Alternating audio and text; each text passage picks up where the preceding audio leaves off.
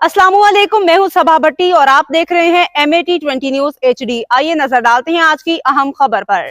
खबर शामिल करते हैं चनियोट से। ब्यूरो चीफ मुख्तार अहमद अंसारी की रिपोर्ट के मुताबिक DG Punjab food authority Mohammad Asim Javed की हिदायत पे मिलावट माफिया की सरकूबी जारी। फूड सेफ्टी टीम्स का जिला भर में कार्रवाइयाँ जारी। 40 दूध बरदार गाड़ियों समेत 89 फूड पॉइंट्स की चेकिंग। मुतअद्दिद फूड पॉइंट्स को मजीद बेहतरी के लिए इस्लाहाती नोटिस जारी।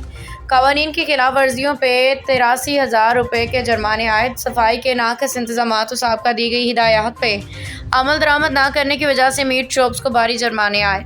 5 किलो बासी गोश्त बरामद करके तल्फ कर दिया गया। फूड पॉइंट से दूरान इंस्पेक्शन 1 किलो से ज़ायद ममनुआ एक्सपायर्ड अशिया बरामद करके तल्फ कर दी गई हैं, जबकि स्वीट्स एंड बेकर्स यूनिट को कवानीन की खिलाफ वर्जी पे जुर्माना आयद। 12 किलो से ज़ायद गैर मियारी मिठाई बरामद करके तल्फ करवाई गई। महफूज खुराक की फराहमी के लिए फूड सेफ्टी टीमें मुतहरिक और फ़ाल हैं।